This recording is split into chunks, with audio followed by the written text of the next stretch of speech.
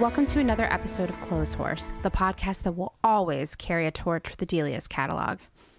I'm Amanda, and I'm your host. Today, we will be discussing the wild world of e-commerce with my friend Kim, a longtime buyer and expert in all things related to buying stuff off the internet. E-commerce, aka the buying and selling of stuff online, is no joke. 165 billion packages and envelopes are shipped each year. That translates into 1.2 million trees, 242 million gallons of water, and 5 million gallons of oil every day. And most of these shipments are things we have bought or are returning. In 2019, we spent as much money on buying stuff online as we did on eating at restaurants and drinking in bars. That's a lot. And we spent about 30% more on buying stuff online than we did on gas for our cars. Obviously, 2020 is going to be OMG so e-commerce heavy. I think we'll all go back to shopping in real stores as soon as it's safe. It will feel both nostalgic and new at the same time. And surely you've heard about how the exponential growth of e-commerce has been a direct contributor to the steady decline of popular department and mall stores around the country. Some people like to call it the retail apocalypse. I like that term because I picture empty, beautifully decaying malls on a Mad Max-style landscape. Arguing about whether or not the retail apocalypse is real, if we are all really actually planning to give up in-person shopping and the joy of discovering something in a cute boutique, well, those are conversations that have been going on for years, and no one has a clear answer yet. But to be certain, some brands and retailers have been utterly destroyed by the rise of e-commerce. Well, sort of. Blockbuster was decimated by the arrival of Netflix and other streaming services.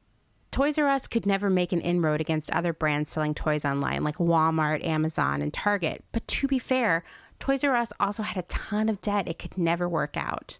Sears, oh poor dear Sears, was late to the game with e-commerce. I mean, well after everyone else, and was still always too far behind the rest to catch up. Big bookstore chains like Borders and Barnes & Noble felt the heat of the simultaneous rise of cheap books at Amazon and the ease of downloading a digital book for Kindle.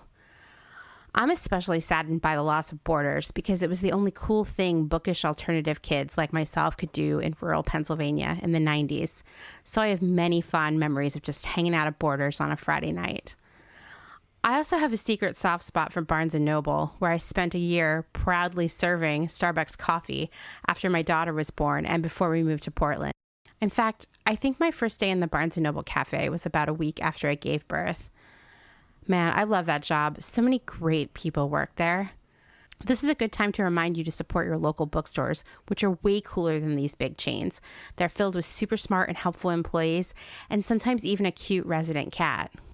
Other types of retailers like clothing and furniture have continued to have strong business offline, IRL if you will, because customers want to see and try these things out in person. It makes sense, right? And once again, who knows what will happen in this new weird COVID world, but in 2019, before all of this, the Washington Post cited a report by the investment firm UBS, which estimated that nearly 75,000 retail shops that sell clothing, electronics, and furniture were expected to close by 2026. Once again, who knows what will happen? I think when big chains fail, it's a lot more than just people shopping online. Usually there's a lot of bad debt, overexpansion, and poor product strategy. But I'm super sad to see so many vintage stores and boutiques close in the last few months. This is a loving reminder to all of you to please get to know your local boutiques and vintage sellers. Support them as much as you can digitally, and don't forget to visit them when they reopen. If you yourself are a vintage seller or a boutique owner who is fearful about the future, overwhelmed by the prospect of shifting your business online, or just in a quagmire regarding your finances, drop me a line and either I or one of my talented friends will help you out. I mean it. Without these small brands, these small stores, these small boutiques, these people hustling and selling vintage, our options are so bad and they're not good for our world. So it's really important that we support these entrepreneurs. Okay, let's get into today's episode. I think you're going to love Kim.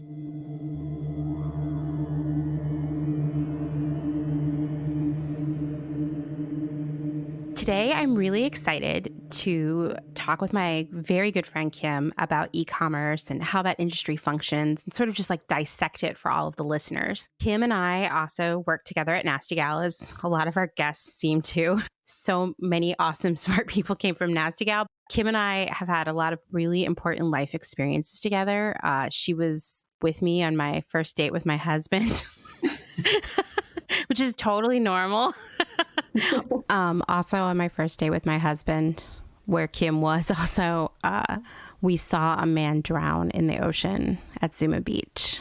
Mm-hmm. Few people probably look back on their first date with their significant other and cry. We actually every year commemorate that day and talk about the guy who's drowned. I don't want to say his name here, but we saved news clippings, and I don't know, it's kind of weird, but it gave us the kick in the ass to maybe try to make a relationship together.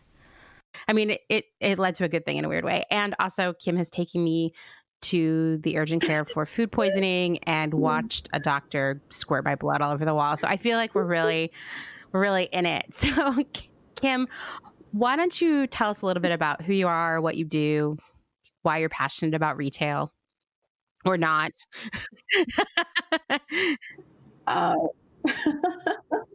Oh my God, I'm just remembering all of these stories. And you're also leaving out some really integral parts about most of these stories. But like what? Oh, you mean like the clown cake or the arugula salad? Or how about that my bathing suit had been fallen down? Oh, I didn't. I think if you want the world to know that that you exposed yourself by accident, and you're not soon to be, but ended up being husband, was just so quiet about it. Yeah, that's why we're married, ladies and gentlemen. That's why we're married. He was just eating like 7 loaves of bread. Yeah, that's true. We were all, everyone's eye was on the ocean at that point when the person drowned. And yeah, what a crazy day. We've really been through some stuff, Kim, and we both worked at Nasty Gal. That's true. I mean, yeah, it's a pivotal time period. It really was. I think we've seen some stuff together over the years, both personally and work related, and it's sad that we're now divided by this stupid continent. Yeah, exactly. I know. So anyway, back to you as a professional. Mm-hmm. The majority of my career has been actually in fashion buying, for like a little bit more of a glamorous position within the more designer category, then all the way into outlet buying, and then to Nasty Gal. But at the forefront of all of it has been my absolute passion for e-commerce and understanding how that kind of keeps growing and maturing. I was doing a lot of consulting when I was pretty much over the past about 6 years doing consulting for e-commerce. I did start my career at ShopUp when it was just a fledgling small little brand before Amazon had even bought it, and saw that was really the future of this industry and just became really immersed in it. And, it's helped inform my entire career. And now I kind of pivoted out of buying and into sales and marketing. So, you don't have to go to school for it. You can basically just, grow into these positions and, use firsthand experience to do things that actually inspire you. So now I work for a company called Graflance. We're based here in LA. I've been there for 4 years now. We have our own in-house factory. We make product based on the sustainable material. We have a really great story. We make really good things that I actually feel really, really passionate about. And I've been able to grow with that brand. And we've seen it scale specifically through the e-commerce channel and specifically through the COVID crisis as well. And since I've been in this industry for, over 15 years, watching this channel change so much and how the customer behaves change so much, and the needs and all the accelerations of apps and marketing capabilities, it's just kind of outstanding. And we're really just scratching the surface of it. I mean, imagine 10 years from now, 20 years from now, 30 years from now, how it's going to keep changing and evolving, especially during this crisis, how it's just kind of pushed everything forward, and the needs for this channel has become, the lifeblood of most people now. So I guess that's kind of a little bit of my backstory and my passion. You're absolutely right that e-commerce has changed the way we shop in every single way. And one thing I have observed during this COVID crisis is that brands or retailers that were really hesitant or maybe had been postponing starting an e-com business of their own, like basically building a website where they could sell stuff directly to the consumer. That's what we're talking about here. Those people who put that off or didn't prioritize it, I mean, they're paying the price now. They are. I have seen some boutiques that I'm a fan of. They're gone now. Like, that's it. They just adopted it too late. And, you can't miss months of sales and still pay the bills if you're not selling something online right now. And what's really interesting also, and we saw that at Nasty Gal, was that there was this kind of like, I don't know, a glamour about having a store. Nasty Gal was mostly direct to consumer, and it was just like, we want to get into retail. And you're like, why? You're in one of the most scalable models. Why would you move into retail? And it was like having a trophy, this prize of having this space where, I get it, experiential, where the customer can come and touch and feel and be like actually immersed in the brand. But it hemorrhages money. It's never the model to really go after these days, but it's always been seen as this thing to aspire to when you come from that outlook of being in e-commerce. Oh, absolutely. It's almost like your business doesn't exist if you don't have a real store. Yeah. And I mean, obviously things are different now, right now, but even a couple years ago when I would be helping different clients or working in the startup environment, helping them with their pitch for investors, the thing that they always got the pushback on was like, okay, well, when are you going to open a store? How many stores can you open, or can you revise this total revenue plan to add like 100 stores in 10 years? Like, it would be so, and for me, coming from Nasty Gal, where you and I saw stores bleed the company. I mean, bleed the company because the operating expenses were high, because the leases were high, because they needed so much inventory to stuff in there that wasn't moving. And then, they didn't have an infrastructure to move that inventory out of there. And you have to staff, like get a whole new staff. You have to get staff that understands like physical retail channels versus e-commerce retail channels, and it's just harder to manage on the physical level sometimes, because e-commerce is just based all on like numbers and data. And this is like humans coming in and out of your store, trying to lure them in and get them shopping, It requires a completely different like arm of your business and like management, and it just costs a lot. It's true. And it almost, I mean, what's the year now? In 2020, it's somehow, and I think if you said this to someone 20 years ago, that you would have blown their mind. In 2020, it's easier to have an e-com business than to have a store, period. Yeah. Right? Yeah. So for all of you who aren't into lingo or this whole time have been like, what the F are they talking about? E-commerce refers to buying stuff off the internet. Like, it's really easy. Yeah. As if the listener does not know what e-commerce is, but for the layman. For the layman, if you're a layman of the e-commerce world. You're under a rock. And and I mean, this contrasts with the old-timey way of shopping in a store, which we've just discussed, which is often referred to as like bricks and mortar, basically, referring to like a physical location. So let's talk a little bit about how e-commerce came to be this thing that we all can't live without. Before COVID, the global fashion e-commerce business was expected to generate $713 billion in sales in 2020. And this might be increasing based on the closure of stores, or it may decline due to the global recession. Like, there's no telling, but no matter what, It's a huge business. In the US, e-commerce is about 20% of total fashion sales. And once again, this could change by COVID because like who's going into a store and buying clothes right now? I mean, you can't even try them on, so you may as well just order it online. With the headline, "The Internet is Opened," the August 12th, 1994 issue of the New York Times chronicled the sale between two friends. It was the first ever e-commerce sale, and it was a Sting CD. You've got to be kidding me. I know.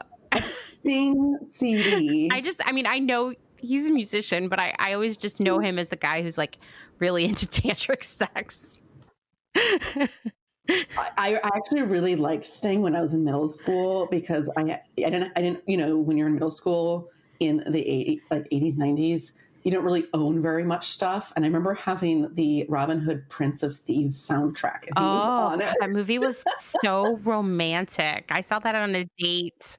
So romantic. And so basically what we're saying, I mean, I think you're going to agree with me here, is that Sting is responsible for the rise of e-commerce. Like without Sting, there's no Amazon. Yes.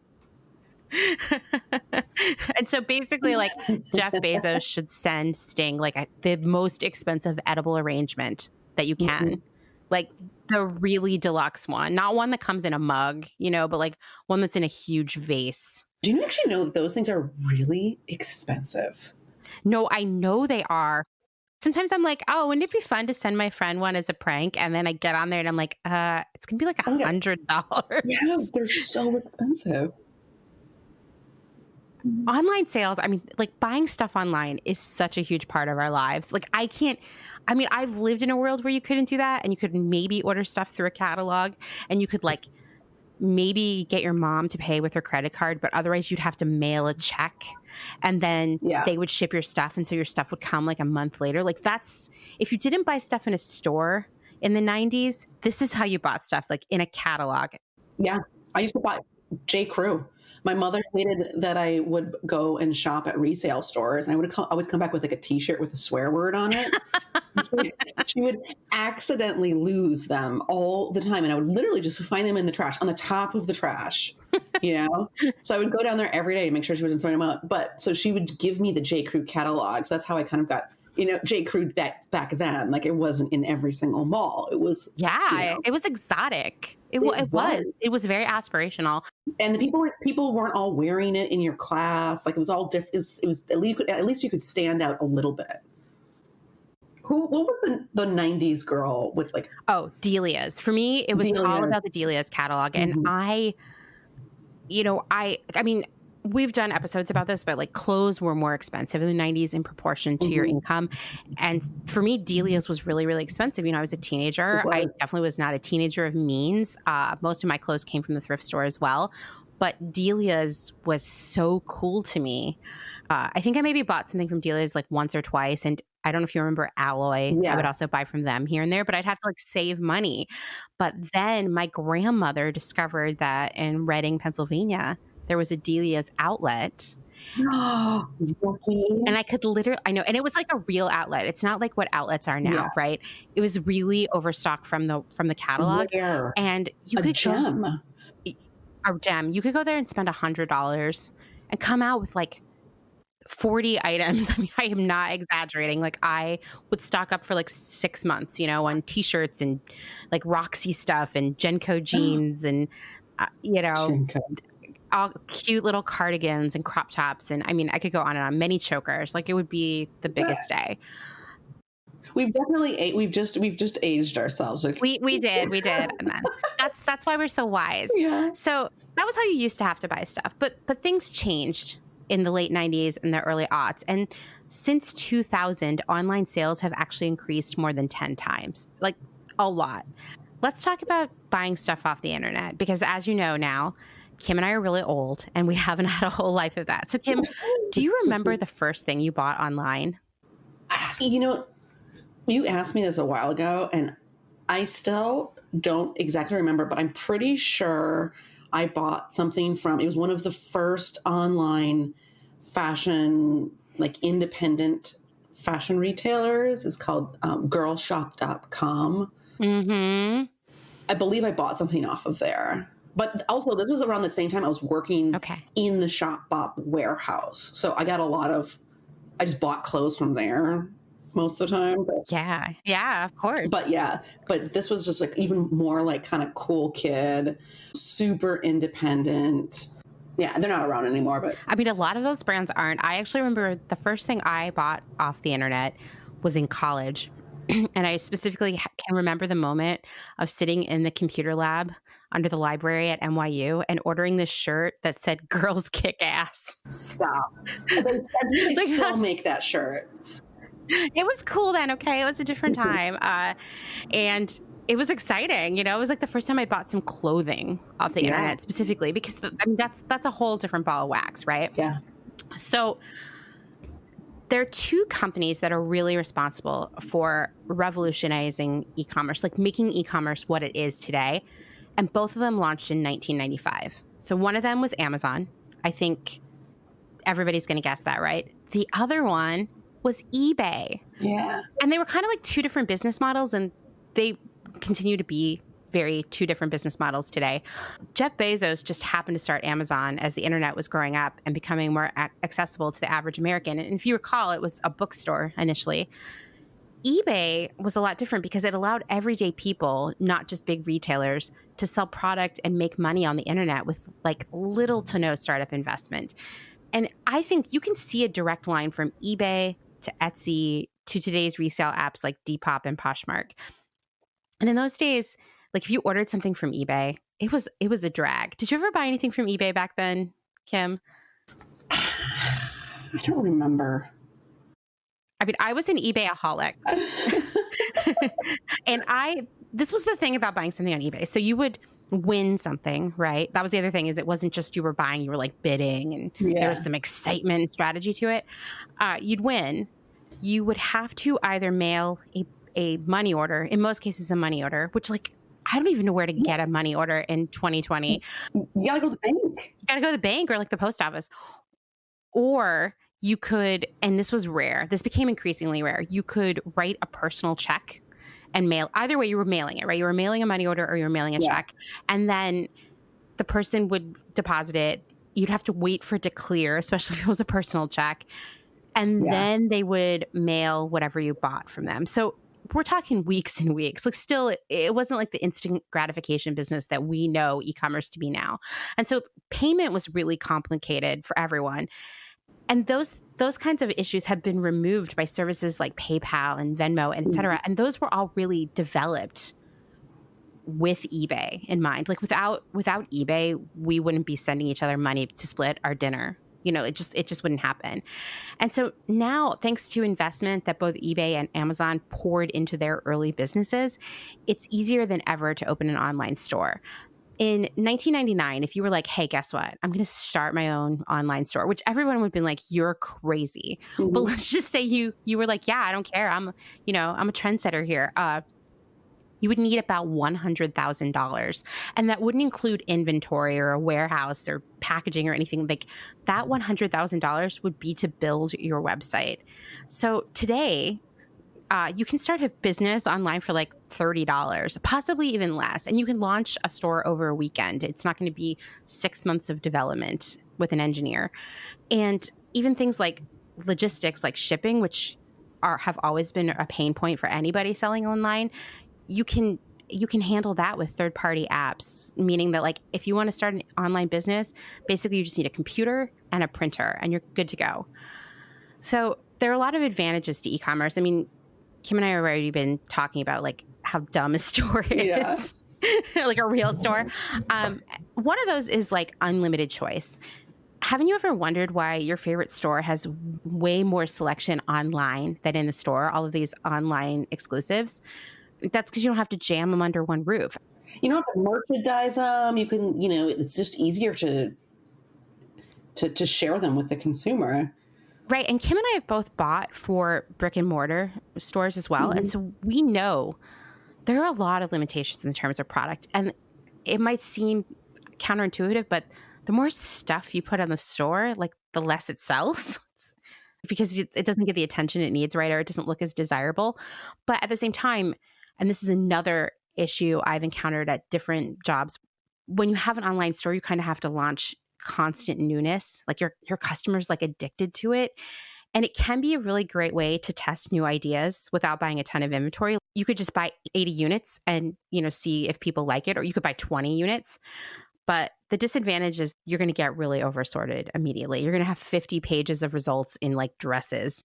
Yeah. I mean, there's definitely a point when it becomes just too hard for the customer to even find or know that this thing exists. Because oftentimes customers don't even know that they want something until they see it. So getting it even available and obvious. You could say like, well, couldn't the customers just search for it? But something that I encounter time and time again is actually the technology and functionality around the search function on a lot of online stores is bad. It's just, there's still a lot of opportunity to make search easier, and it's just not there yet. And it's not for lack of trying, but you can go on to a site and search green midi dress, and you're going to get everything that's green. You might get something that has green in the name. You might get a midi skirt. You might also just get some pants. Mm-hmm. It usually depends on the algorithms that the search function is set up on, and so you basically, for like Shopify, or for a lot of these other brands, you could plug in an app that's like a third party app that helps you with your search function, and the better they are, they're so expensive. Yeah, for sure. This requires all these different searches and all these different like levels. So for like a very basic search function, it's you're not going to get something very good. You're not going to get something very honed. And I think that means a lot of retailers are trying to build their own search function because it is so expensive, because the technology has a long way to go, and that's why it's still just not that great. Mm-hmm. So another advantage to having an online store is the overhead is much lower, right? Because stores are really expensive. Like, as Kim and I have talked about, you got to hire people to work there. You got to pay rent. You need inventory to fill it. But then there's more. You need displays. You need signage, fixtures, insurance. You might need some security guards. And what about hangers? I mean, it's just an endless list of things you need. Yeah, cleaning. It's like people that come in and clean, people that come in, Yeah, that's a really good point too. And, you need more promotion around the existence of that store. Mm-hmm. It's just really, really expensive.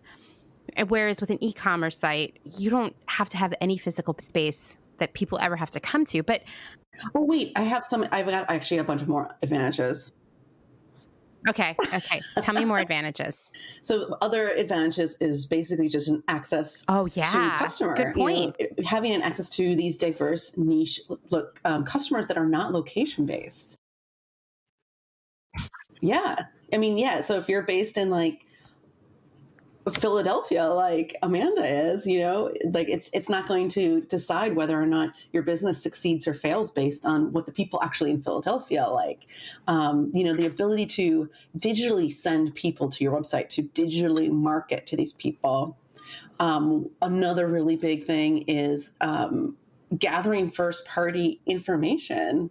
And that's basically, like newsletters and, if you're starting to get targeted through ads and things, like having a customer's information is extremely important. I mean, it's some of the reason why companies actually sell is because they have a massive newsletter list or following or Instagram.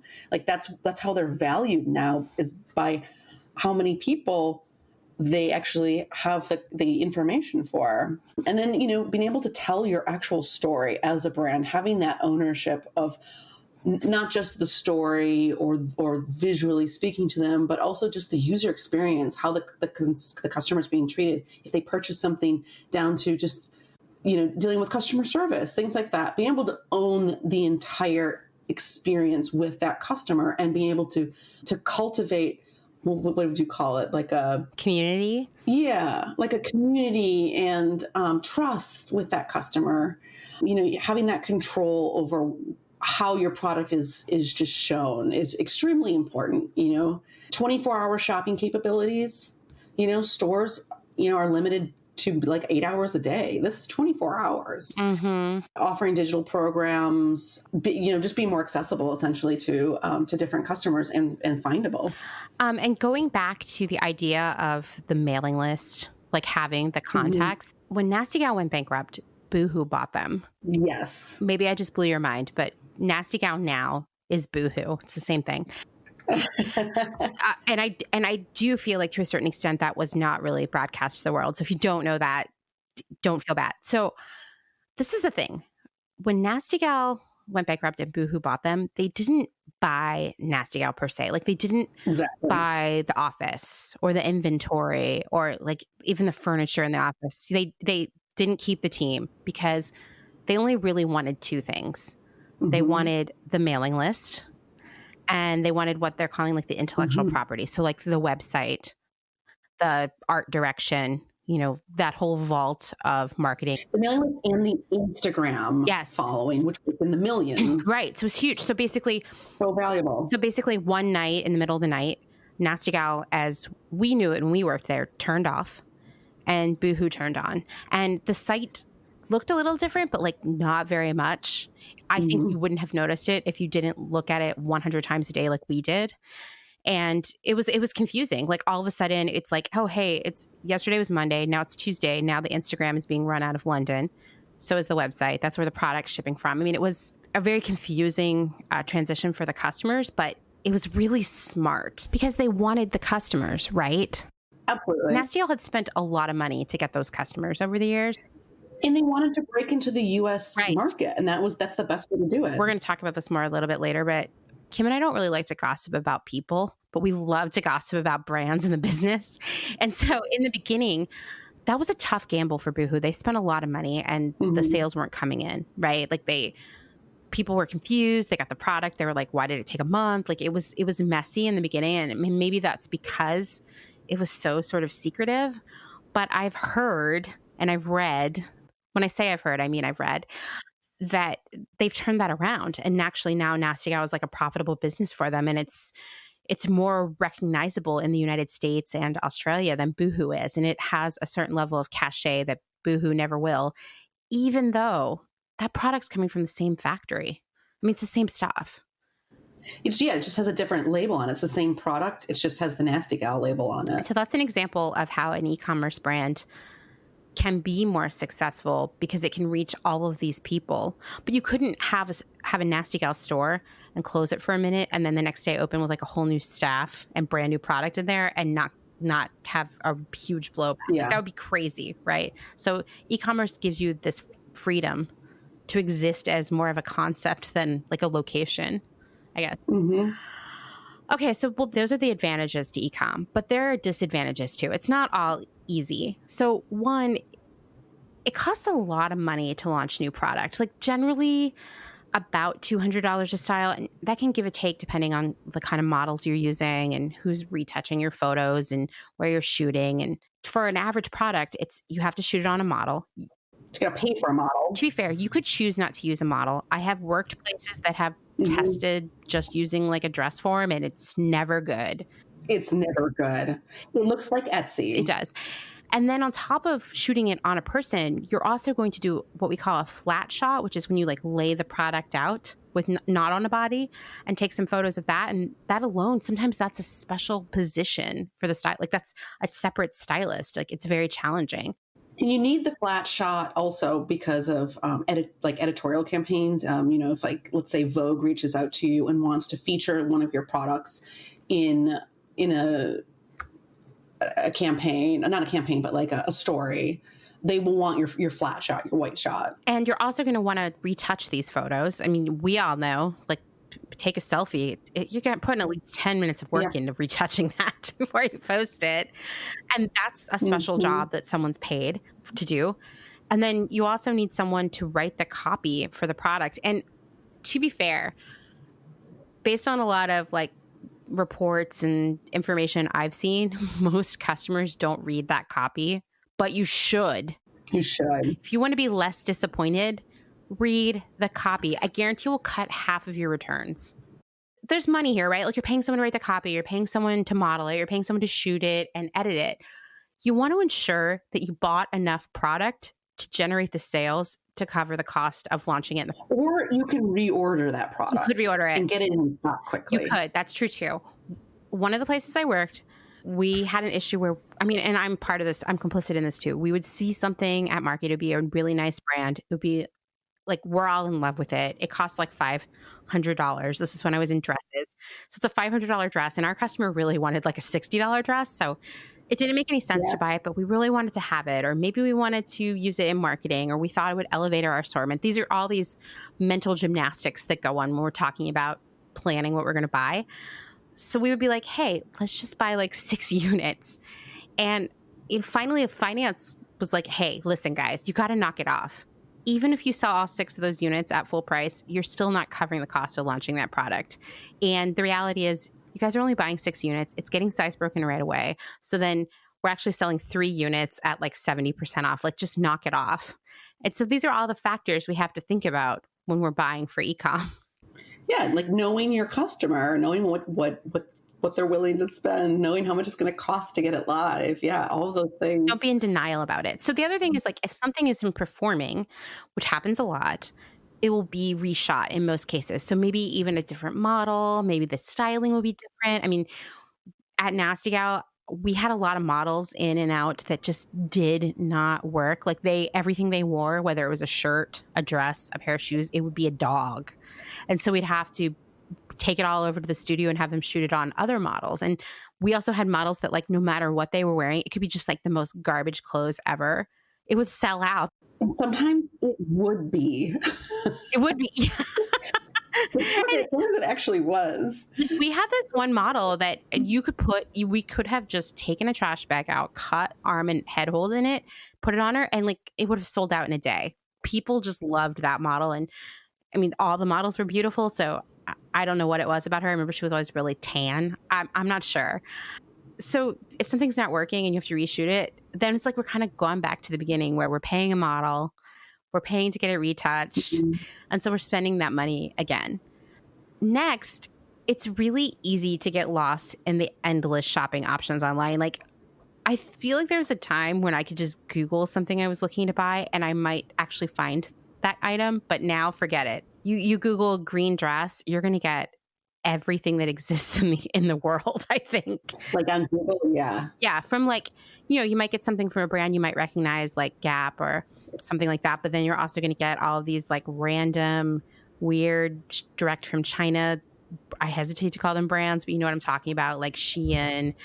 Mm-hmm. And then you might also get some Etsy stuff. Well, and the brands that have more money can work around this and can get themselves promoted mm-hmm. easier and faster within all these different avenues to get their green dress up onto the top. The first page is the ultimate page where you want to be, but that costs a lot of money. Right. Like, do you have an idea of how much that might cost? I mean, I guess it depends on the word, right? That's part of it. Yeah, it depends on how much competition there is because it's all based on, it's like an auction essentially. So if someone's basically trying to sell a white shoe or mm-hmm. a green dress, that's going to cost a lot of money. That could be, there's a couple different, I mean, this goes deep into like the marketing side of things, but for like a Google, like a merchant ad, which would be like a shopping ad where you actually see the product picture. If someone clicks into it, it could cost, I don't know, $3, $5. Mm-hmm. To click every time, right? Every time a person clicks it. Yeah. And, you on the back end for the brand, they set a cap of how much they're willing to spend, most mm-hmm. of the time it's less, it's like under $1.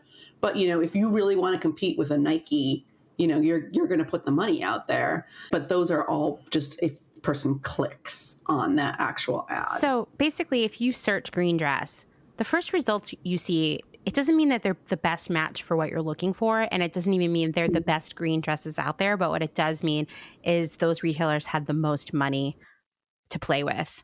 If it's an ad, and then if it's like organic, and let's say the green dress comes up is from Urban Outfitters, or you'll pretty much only see a major up there, right? They have, mm-hmm. Google wants to deliver to you the best thing, the most trustworthy thing possible.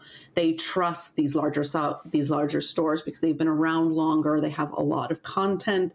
They have a lot of SEO built in, and they have a lot of like links to them, which means that they're trustworthy.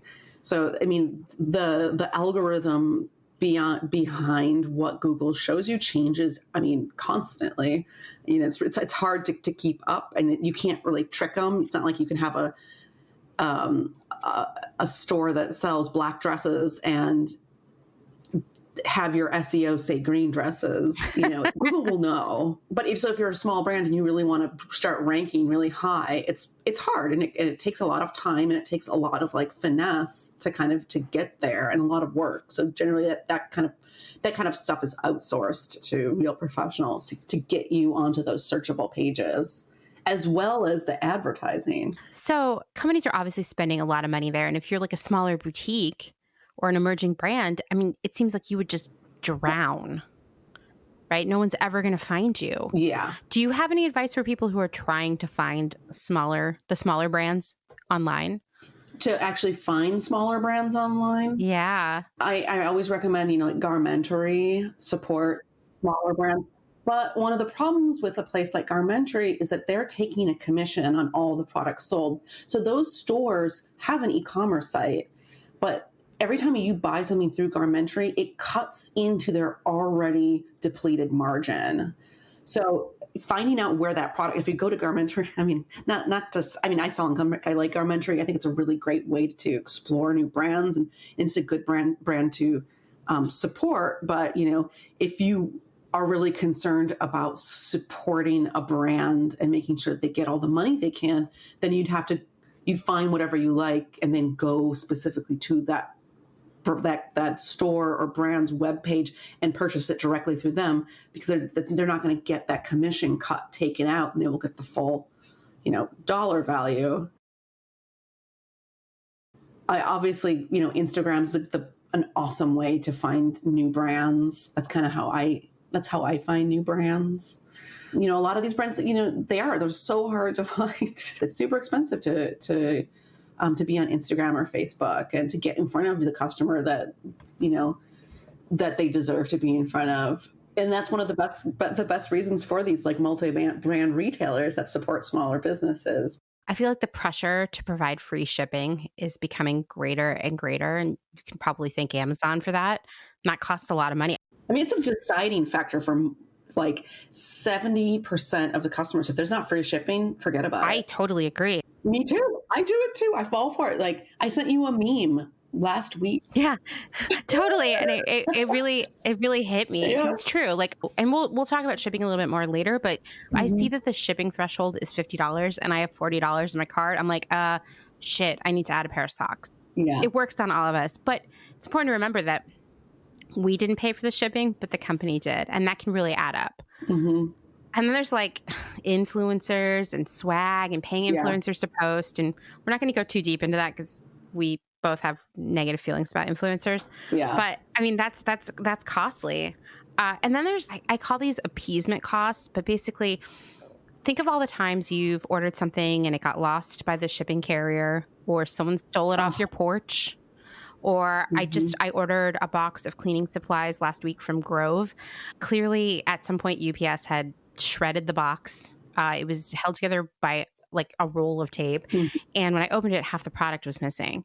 Oh. And so, they have to refund me for that stuff, but they lost that product. And so there are all these other expenses to running an e-commerce business that you're probably not thinking about, but they can add up. Depending on how great your warehouse is, they can get, like, your appeasement costs can get really high.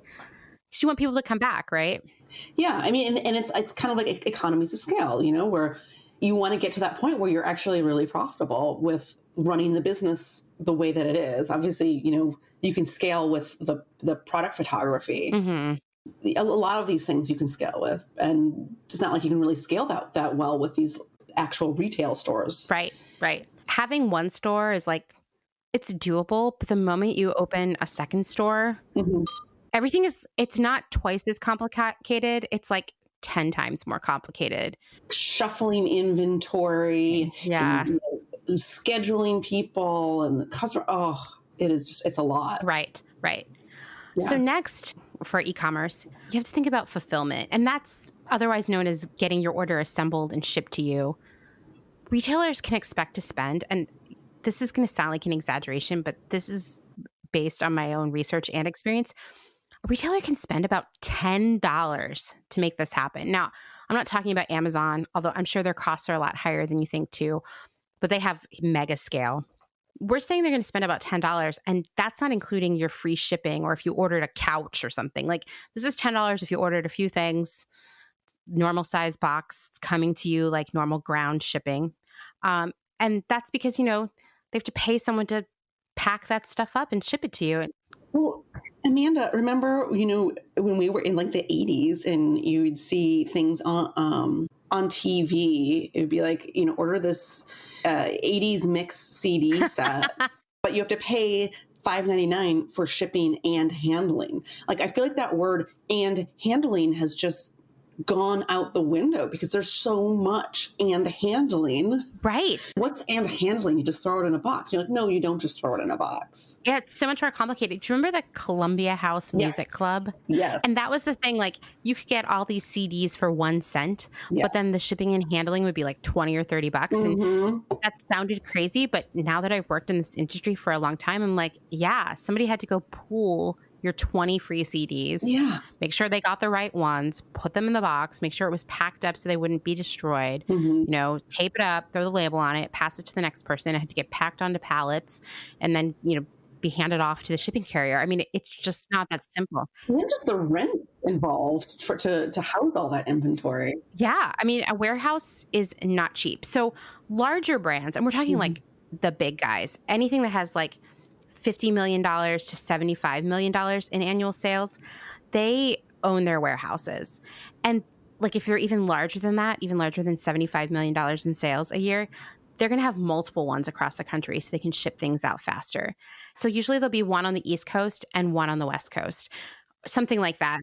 These companies are constantly focused on increasing their efficiencies at reducing their own in-house costs. So when they're at 50 million to 75 million, they can really reduce their costs. They will bring in, if they're processing millions of orders, they are going to just try to cut every single penny possible, but that actually adds up. So streamlining their operation becomes extremely important, and they will bring in these systems engineers that literally go through every single aspect of the logistics and shipping and warehousing in the process to optimize each piece of the logistics puzzle for them specifically and for their customers. Yeah. I mean, it's very complicated. Like, I've watched demos of software that will help map out where the person who works in the warehouse should walk to pick up the orders and in which order to save steps and time. I mean, it's exactly. I remember when I was at ShopUp, they were investing in this new software. This was like, almost 20 years ago now, but back then actually it was pretty incredible. It was like this little microchip that would track all of the product and went inside every single product. And you knew where every single product, even if it wasn't stored where it was supposed to be, the system knew exactly where it was to be shipped and packed. And it would just, if it sold and the packer needed to find it, all they did was just look at the little screen and they would know exactly where it was on like a GPS scanner essentially and go find it. It's not cheap. It's not cheap. I mean, here's another cost that we have to layer on there, but theoretically it saves money down the road, which is the idea. So a lot of brands have actually found success opening warehouses in these like rural, more economically depressed areas in the South and Southwest.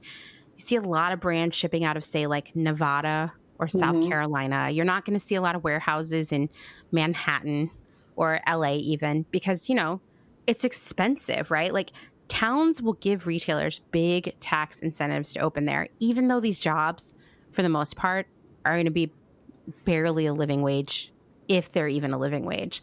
And real estate is going to be substantially cheaper, which is good because you need a huge space for a warehouse because you can't just throw everything in there. Like, it's got to be organized. It has to be logical. You have to be able to fit all these people in, and a huge truck needs to be able to pull up to take all this stuff away. And I mean, you have all this other product coming in at the same time. So you need a lot of space.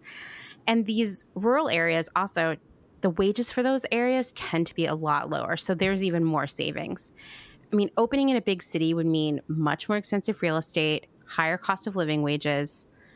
it It just doesn't make wouldn't be, sense. it just doesn't make sense. Yeah. Unless we're all going to go back to paying a handling fee on what we buy, which brings me to my next point. And I'm not going to go too deeply into it, but if you've been paying attention to the news at all, there are a lot of labor issues facing warehouse workers right now, and always, in terms of conditions, in terms of safety, especially now in the era of COVID. A lot of these warehouse workers don't have benefits. They're really just like, I don't know, kind of like gig workers almost. And if we did bring back this idea of paying for handling, we might be able to rectify some of that. I don't know. That's like a whole other conversation there, but I mean, it is something to think about. And not that I'm saying that when the Columbia House Music Club was charging me $30 in shipping and handling, that they were providing a better warehouse environment for their workers, but they may have been. May have been, yeah. I mean, generally what it comes down to is it gets rolled into the cost of the goods that the customer's basically paying for. Absolutely. And that's another thing that drives up the cost of what we pay for. Mm-hmm. And as we've talked about before, retailers are really hesitant to raise our retail prices too much because they think we're not going to buy the stuff anymore. And so then they have to take out that cost somewhere else. So it can be cheaper fabric, cheaper make, paying the warehouse workers a lot less. Well, I mean, and that comes down to like the pricing and the strategy behind that. It's one of the caveats of being online is that the customer can immediately, see what your competition is charging. And if you have a product that, maybe doesn't have much competition, or if it has a lot of competition, but you're doing it in a way that's innovative or that offers something else, then, that's kind of the only way to beat that model, because anyone can just go on and immediately just type into Google, if you're looking for, I don't know, a television set, you can, or a green dress or whatever, you can see what other people are charging for it and get the best price possible. People will spend the time on searching that out too.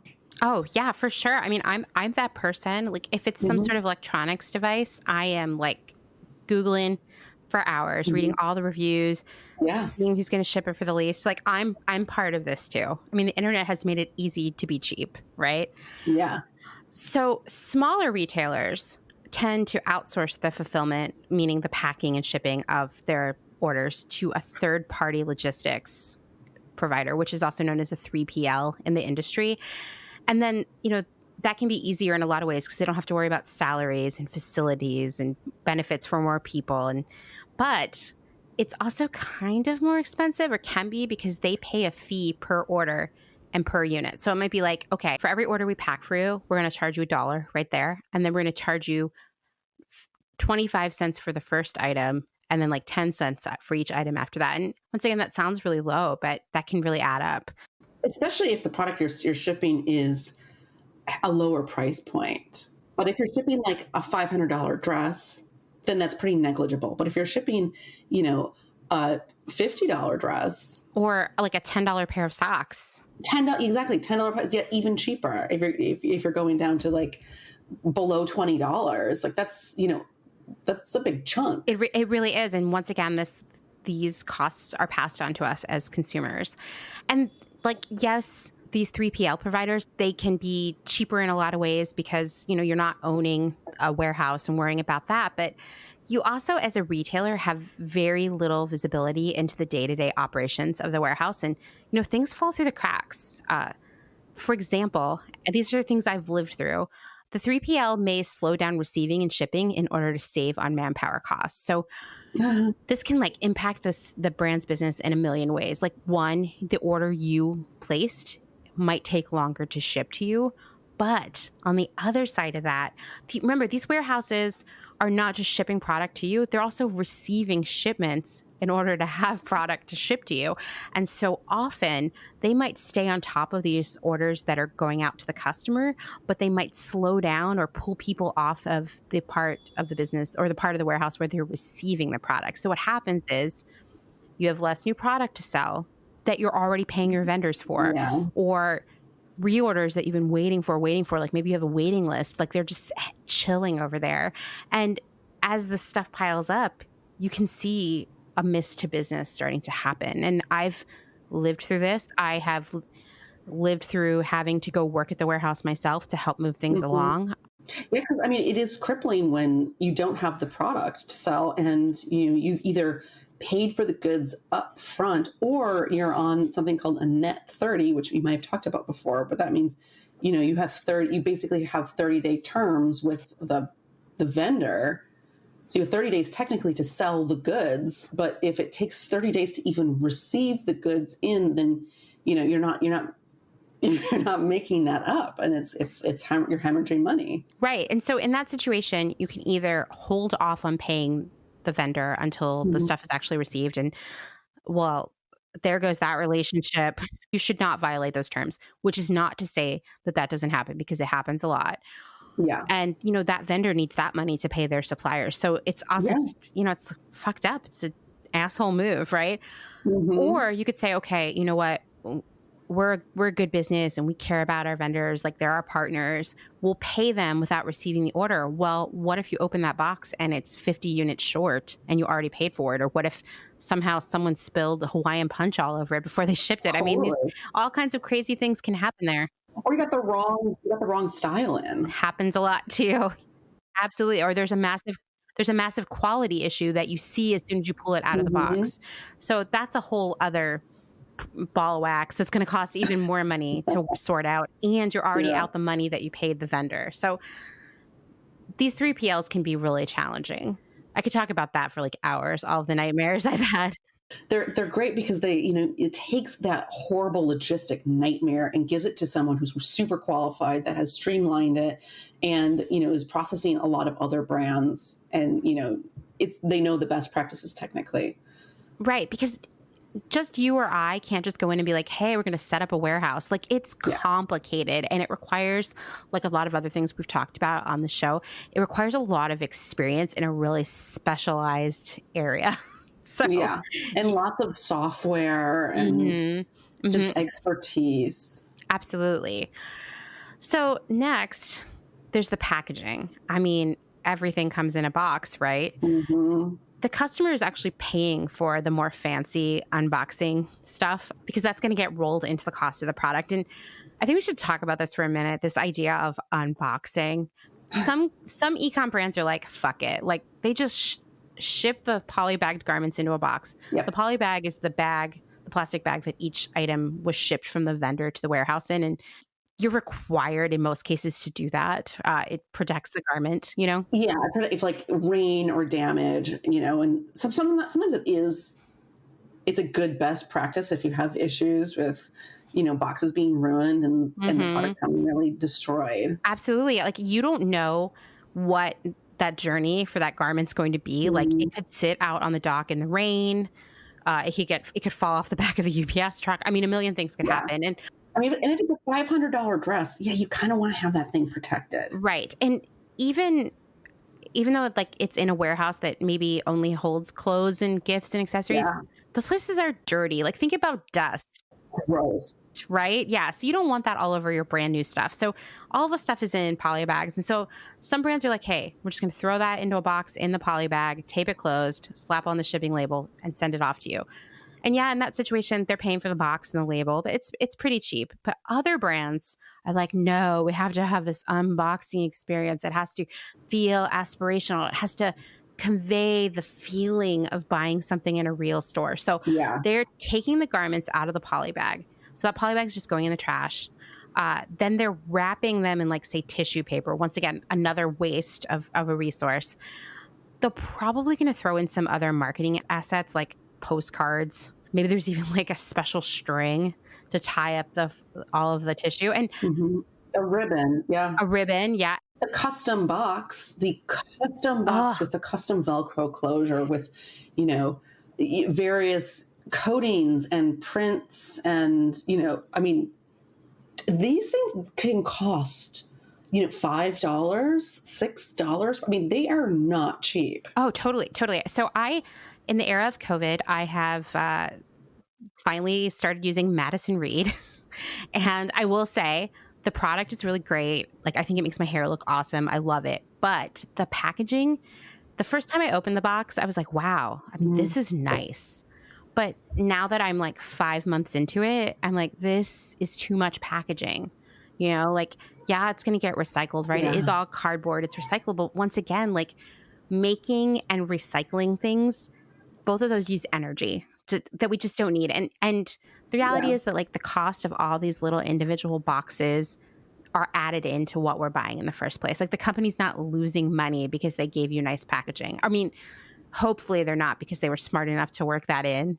Yeah. But we're paying for that. And so I don't know. I mean, what do you think of this whole unboxing thing, Kim? Because I just feel like it's, once again, like people who are abstracted, like they're distanced from what it is to be a customer, thinking that this is what customers want or something, like it builds a relationship or something. What do you think of that? Well, I think it's run off from this really heavy reliance on like the influencer, experiential, very millennial thought, point of view.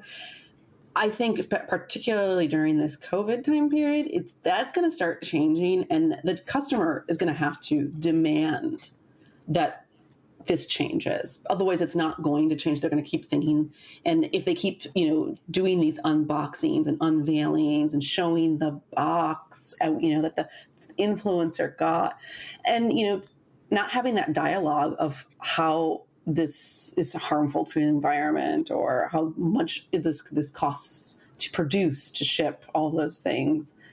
I think it'll definitely change. It just, the consumer mindset's just going to need to change. And I think it is changing now, as we get deeper into reliance onto the Gen Z, they want things that are a little bit more sustainable or environmentally non-challenged. And that's going to start pulling away, hopefully. On the other hand, it might keep blowing up, as e-commerce continues to grow and the demand for the customer to have this really great experience with your brand, and they keep loving it and keep, they're not going to stop. I think maybe moving away into packaging that, is made with environmentally friendly inks and it is recyclable. Any of this paper that you get that has a plastic coating on it, that has like a shiny coating, that's not recyclable. So moving into recyclable products would be, I guess, the next best thing. Or even poly bags. They're making all this amazing headway on these poly bags that actually are compostable. Right now, they're not. But right. I have seen that, and I think it's just beginning. I think it's the first prototypes are out there, and they're kind of weird. They melt if they get hot or wet, but it's a start, right? Like we're getting there. And I think I mean, listen, I am anti-waste in all regards, but I will say like the poly bag does serve a purpose, as we mentioned. Like it makes sure that things don't get dirty or ruined and have to be thrown out. And so it's one of those things where you're like, we can't get rid of this. So how do we make it better?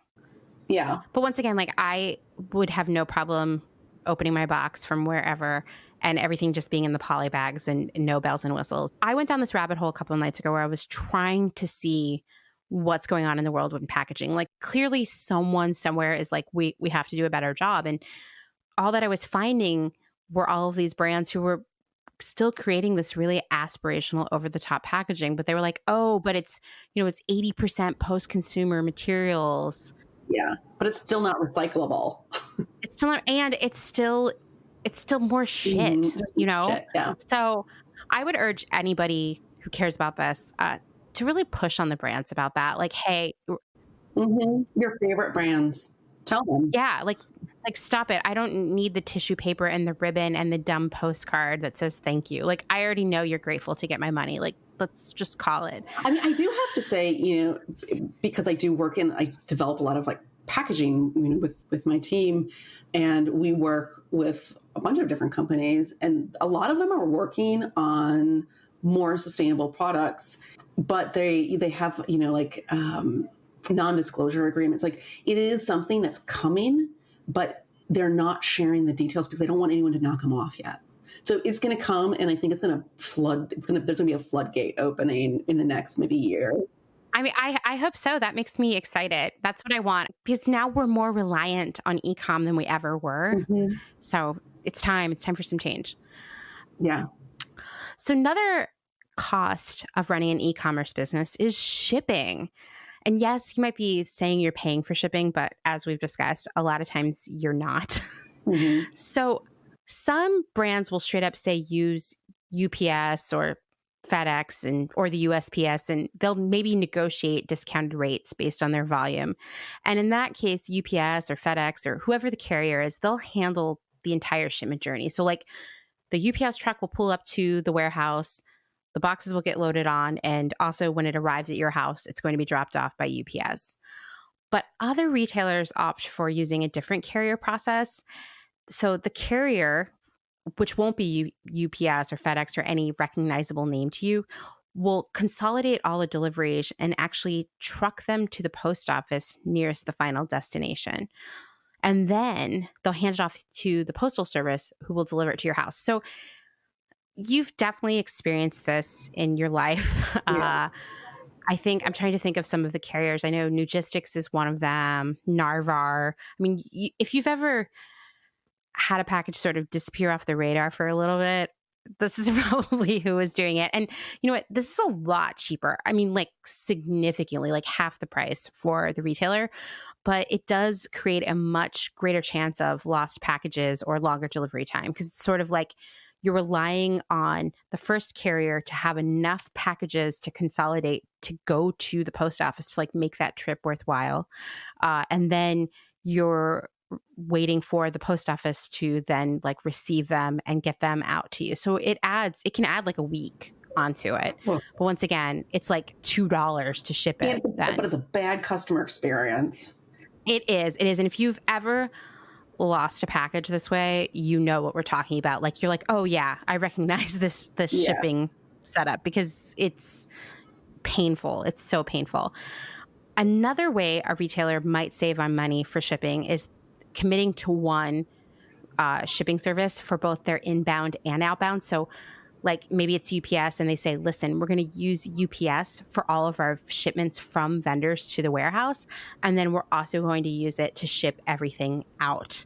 And so it's sort of like a bulk discount, if you will. Yeah, you can like negotiate better rates. And, you know, if you share what your growth rate is and you're like, okay, well, you know, we're expecting to be shipping, you know, 30% up from last year, you know, they ultimately want more and more and more of you know, more shipments, and they would love your entire business if you're growing. These carriers are hungry. Like they will call your office every day. Oh my God. They will send people constantly. There's always someone showing up, like in person. In person, that is rough. It's so odd. Oh, I hate that. I hate an in-person sales situation. And so, you know, shipping, as we've touched on earlier, I mean, it's a pain point for customers, right? Like Kim added a note in here that says often abandoned carts come from paying for shipping. Mm-hmm. And it's true. Like I will get to the checkout and then I'll find out that it's going to cost $15 to ship. Mm-hmm. And I'm like, hell no. But no, even $10, I'm like, oh. Yeah. Nah. For some reason in the human conscience, paying for shipping has become this like sticking point. People are like, absolutely not. I will not pay for this thing to be shipped. And I don't really know where that's coming from. I'm sure there's articles out there, but it's really hilarious. You know, it's like, well, you would pay to drive to the store, you know? Right. And I do think so. After you and I talked about this a couple weeks ago when we were working on this episode, I was thinking about that a lot. Like, why do I always say, oh, it's going to be $55 in total with shipping. But if I spend $50, it's going to be free shipping. And so I'll go back in and add in something else they don't even want. And that's a method like ups to get your average order value up. And it works. Like I have been in long meetings where we are just hemming and hawing, dissecting this idea of like, if we increase the threshold to $100, what will the sales look like? Mm-hmm. You know, okay, if we take it down to 25 for just 2 days, like what will happen there? And I mean, brands are planning their promotion strategy around shipping stuff. Yeah. Like, and the days that they're going to give you a discounted shipping. So I was thinking about this a lot. And I think the mental exercise that I always go through is like, okay, well, I could pay $55 and I'm going to get this shirt. And then the other $15 is going to be nothing. Like it's nothing. That $15 is nothing. Mm-hmm. Or I could add on a pair of socks, spend the same amount of money and get a t-shirt and socks. And so basically for all of us, like to us, shipping is nothing. It's like we're just throwing money. We don't feel like we have to pay for it. We should pay for it because, as you mentioned, like if I decided instead I was going to go buy that shirt in real life, I'd have to, drive a car or take an Uber there or take the subway, whatever. You'll go to the mall. You'll definitely get a snack. Yeah, you're going to need a snack. You're probably going to get tired and need a coffee. And then, maybe you didn't go to the mall, but you're like in the city and you got to pay for parking, Don't forget about your time. How much is your time worth? Yeah, exactly. And so basically what we're saying is like paying for shipping is paying for something. Like it's not nothing. Yeah. And you're not throwing money away, but there's something in our psyche that makes us think that. I think it's like slowly built in, because even with Amazon, you're not getting free shipping. You do pay for that, right? You pay like a fee. It's like $100 and something a year, Oh, and I mean, I don't know about you, but like, I feel like Amazon has trained us to do other services for Amazon. For example, here in Philly, we have a big hub where you can go pick stuff up and get it a day earlier and not have to pay for shipping. And so then if we need something, and really the only thing we ever order from Amazon is cat food, but it's always turns into this urgent thing where we need it right away. And so of course, because it's the worst. Yeah. It's right. So then we're driving over to the Amazon hub, parking the car, going and getting it. Like, we're doing the shipping job for them. So we're also still paying for it. And I think this is just something else that we all need to think about in terms of our behavior about e-com. And we're going to get into, there's more things. We're going to get into all kinds of deep psychological stuff. Yeah. So, well, and then also with shipping is, don't forget, like when someone orders like 1 day air, if you want it fast, and let's say I always thought this was real. I don't know if they've changed it. I don't think they have. If you order 1 day air and if you're like, I used to live in New York and I worked for a store in Brooklyn, and someone would order something to Manhattan, but they wanted it overnight. If you order it ground within that same, like kind of just area, you'll get it in a day. Right. As long as it ships right out, obviously if you order expedited shipping, usually your order is it goes out faster. It gets put in priority position from the standpoint of the retailer. They'll push it out faster. But then even if it's going not very far, it will get on a plane and go all the way down to oh God, where is it? It's like North Carolina or something, or Georgia. I forget where it is. It's down somewhere in the South, and then come back. Right. Then come back to New York and then get delivered. You just gave whatever you bought like a huge carbon footprint for no reason. Yeah. You took that garment on a plane ride when it could have just been a truck ride. And it could have just been a truck, exactly. Hey, think about how expensive it is normally to get on an airplane yourself and go somewhere. Well, so that's why paying to ship a piece of clothing also costs money. It's going on a trip. I mean, I know that there's a lot of retailers now that are, if a lot of New York retailers, there is different first 1 day service, which is kind of like a car service also. But once again, think about taking an Uber across town. That's what's happening there.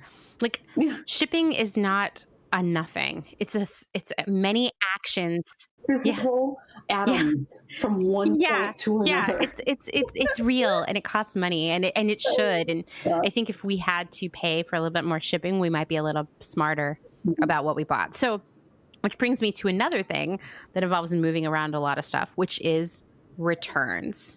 So in your regular in-person brick and mortar store, the average return rate is about 10%. And that wouldn't include returns that came from online, but are returned to a store, which, a lot of brands do. And after we go through all of this, you'll understand why so many stores are like, please bring your returns to us. So for online fashion, The return rate ranges from 25% on the low end. And to me, that seems totally, those people have a weird return policy if it's only 25% to 50%. So that means half of the things that get bought come back. So like you went through that whole process of the logistics and warehouse and shipping, and it's all coming back. So I'm a serial returner because I don't want to hold on to anything that I'm not going to love. And, you know, I don't actually buy that much stuff at all right now for a multitude of reasons, but it's one of those things where I have always justified buying things because I was like, oh, I'm going to probably return it anyway. And I'm trying to reset my own behavior here. So I'm learning from this as well, guys. So 41% of shoppers buy multiple sizes and items with the intention of returning some or most of them. And I'm guilty of that. I'll be like, I have to go to this wedding and I'm going to order 6 dresses and I know I'm only going to keep one. Like everyone's doing that all the time, right? Yeah. And I think a lot of that comes down as it's also kind of the fault of the brand for not having the most transparent. And this is something we might talk about later, but like the size guide is always. Always.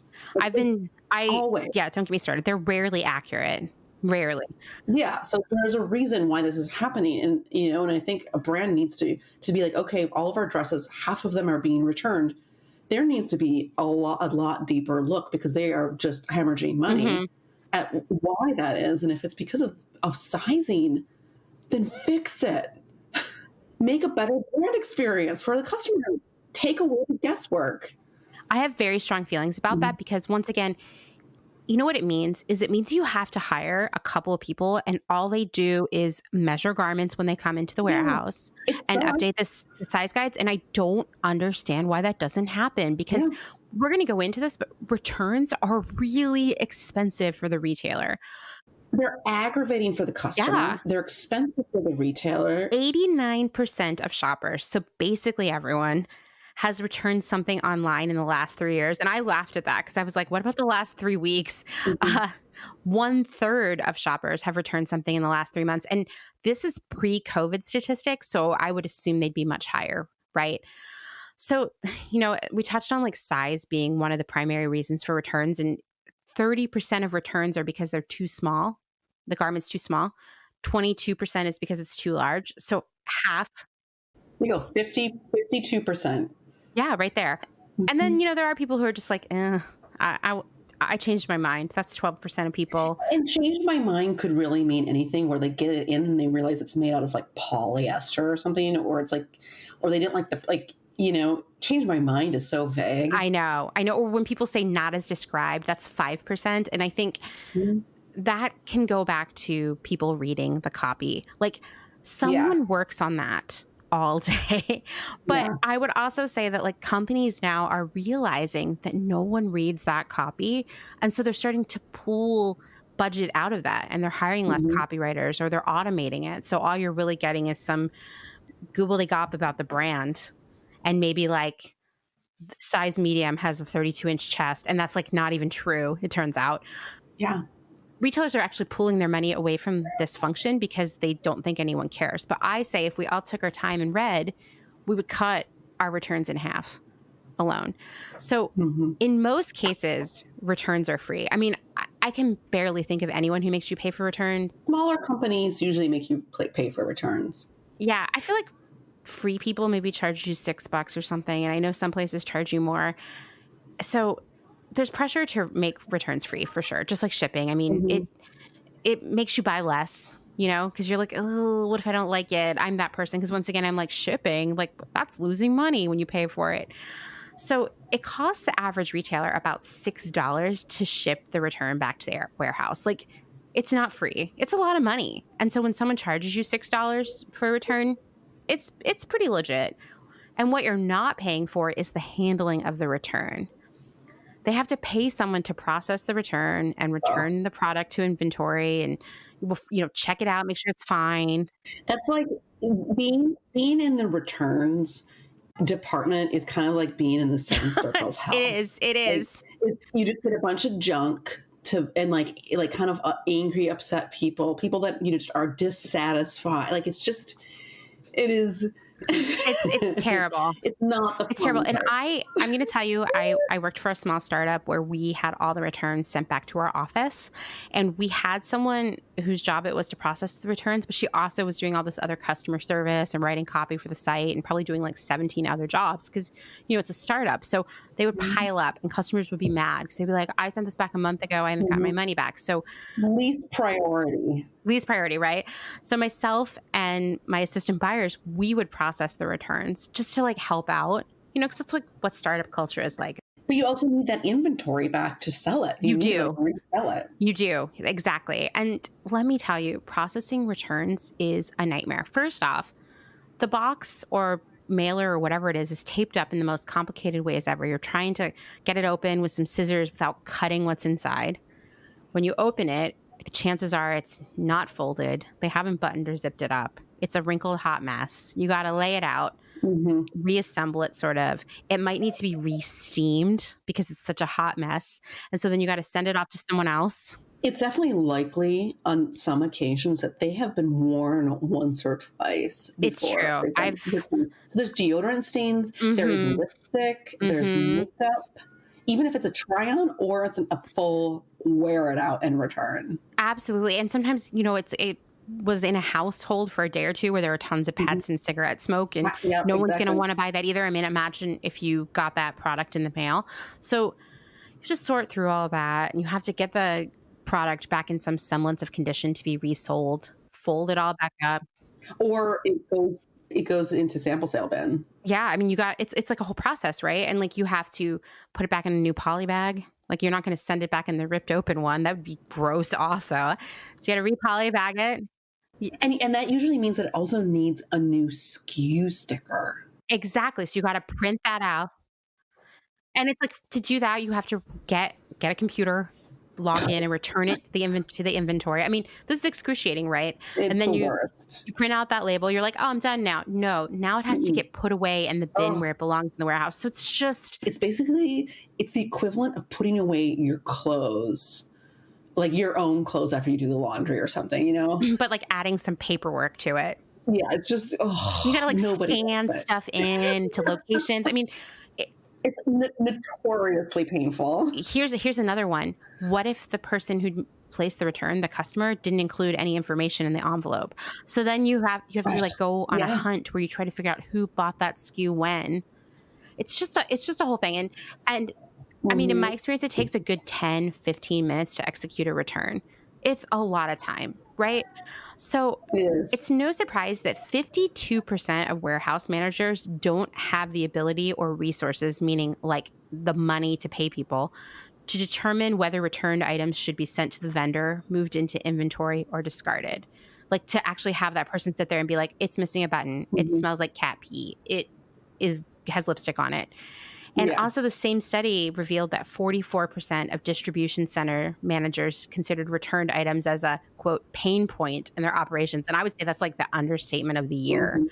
So some brands use a third-party company to process returns, like much in the same way they might be using a third party to process their regular shipments. And if you've ever done a return and it takes you to a website that says Narvar or Nugistics, that's what's happening. And so you're not shipping your product, your return back to the warehouse it came from. It's going somewhere else. And this is going to lead us to something we're going to talk about later, which is that a lot of returns get destroyed. They never go back to the site to be sold again. Now, that startup I was talking about where I would have to help process the returns, we did return it to inventory, but that's pretty unusual. A lot of retailers have also shifted to a model where the customer's money is automatically refunded when the return package is picked up by the carrier. And that's because this process is so time consuming. What you have happen is the UPS truck pulls up at the warehouse with just like a pallet of all these rando return packages, and they kind of just go in the corner. Because like Kim said, it's your lowest priority. Like you want to get the new orders out. And so customers, I mean, I've been in this boat where I've been like, I sent that back like a month ago. Where's my money? So they're trying to work on that process too, to make customers happy. Well, I mean, also they are working on from like a customer point of view, because from a customer point of view, it is going through the return process can be really frustrating and annoying and, unsatisfactory when you're already dissatisfied with the product itself. So you might go to one of your favorite brands, and you go through this like portal experience of returning the goods yourself, and potentially it turns into you using that money immediately and being able to turn around and buy something else or exchange it really easily, having like a really awesome experience that you don't even have to talk to anyone to do. And then you get like a UPS label printed out right there on the spot, and either that's paid for by the company or it will end up getting deducted from your return. And it's all just super seamless. Like that kind of experience, it's kind of the new mode and the new way of things going forward. So I think from the consumer standpoint that, there definitely are changes from that. The original, you have to email customer service, get a return number, then go to the post office, print out a thing and pack it up, and, like all that stuff. Like having that a better experience, I think will definitely change things in the future.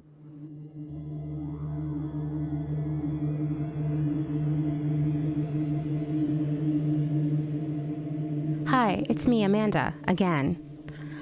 My convo with Kim was so fun that it ended up being almost 3 hours long. So this will be another to be continued episode coming in just a few days.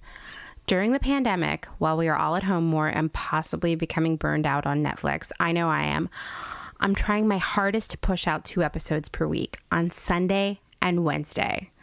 When the pandemic ends, or I get a job, we will shift to 1 episode per week. But until then, why not, right? Our next episode with Kim will focus on the environmental impacts of e-commerce. Spoiler alert, there's good news and bad news. Such is life, right? I wanted to take a moment to talk to you about a trend I'm trying to start. It's even got a zazzy hashtag. Hashtag oops, I wore it again. Before I explain it to you, let me give you some not so fun facts, and I mean really unfun facts. One recent study commissioned by Hubbub, a London-based sustainability firm, found that 41% of all 18 to 25-year-olds feel the pressure to wear a different outfit every time they go out. Okay, I've been there. I get it. And I was a lot older than 25 when I was feeling that way. Just to be transparent. Another 33% of women, regardless of their age, consider an outfit to be old after wearing it fewer than 3 times. 3 times, guys. 3 times. And when it comes to dresses, it's even worse. 72% of women will wear a dress only 1 time. Isn't that crazy? I think this monster of a phenomenon has been created by several factors. First is the rise of super cheap, super trendy, super accessible fashion, aka our good friend fast fashion. It's so easy to dispose of an outfit when the next one is already on its way to your house. Next is the over-the-top crazy markdowns that have been flooding the market for the last few years, as some of these fast fashion retailers like H&M and Forever 21 have been marking stuff down to like 80% off in an attempt to right-size their inventories. We'll be talking about these inventory issues in an upcoming episode with Janine, so you won't want to miss that. Anyway, it's hard to think of anything as less than disposable when it costs, $5. And last, I hate to say this, but you know what's coming. Social media. Yeah, you know what I'm talking about. I've read so many trend reports and think pieces over the last few years that say the same thing. Most women, regardless of age, feel embarrassed appearing on social media in the same outfit twice. As if we're all celebrities or something. And, I guess social media does give everyone the opportunity to feel a little bit of celebrity with each like and comment. I get it. I have a ton of problems with this. Probably not surprising to you. Let's talk about the softer ones first. Here's some advice for you. If your friends and acquaintances would actually judge you for wearing the same outfit twice, they are terrible people and probably not your true friends. I know, but I'm right. Second, there's nothing aspirational about just consuming. Gross. The next time you think about buying an outfit just for the gram, I would ask you to do this. Close your eyes. Picture all of the clothes you've worn in the last month on a pile behind you. Now picture all of the clothes you've worn in the last year. Okay, what about the last 5 years? Now realize that around 75% of that mountain of shame, it's in a landfill somewhere right now. Even if you didn't throw the unloved clothes in the trash yourself, they ended up there. So back to my idea. Hashtag oops, I wore it again. Let's start re-wearing our clothes. Crazy, right?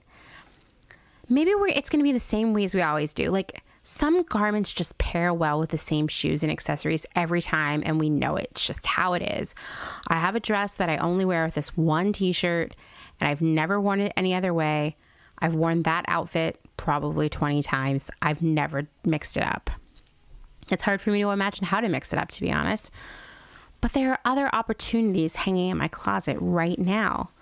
We can challenge ourselves to mix it up, to use other stuff we own, whether it's jewelry, layers, hats, belts, shoes, hot makeup looks, all to create a new outfit. Let's be proud of buying less. Let's be proud of buying better. Let's be proud of our talent for putting it all together. I can't wait to see what you do with your clothes. Tag us and/or use hashtag oops, I wore it again, and we will share it on Instagram. Thanks for listening to another episode of Clotheshorse. Have a show idea? Want to tell me I've totally gotten it wrong? Maybe you just want to share your love of Delias? Email me, clothehorsepodcast@gmail.com, or follow us on Instagram at clothehorsepodcast. I have to say, and this is a very unhumble brag, our content has been looking pretty good lately. Basically, I'm using my quarantine to learn new graphic design skills while also learning how to edit audio. You can also follow us on Twitter at clothehorsepod. Still don't know what I'm doing there, mostly just retweeting stuff about social justice, but maybe I'll get better at it. If you like what you're hearing, please leave us a rating and maybe even a review on Apple Podcasts. Somehow it will bring more listeners to us. ? And tell a friend. I get so stoked when someone posts about us on Instagram. It feels good to know that someone is listening. Thanks as always to Justin Travis White for our excellent music and audio support. Bye.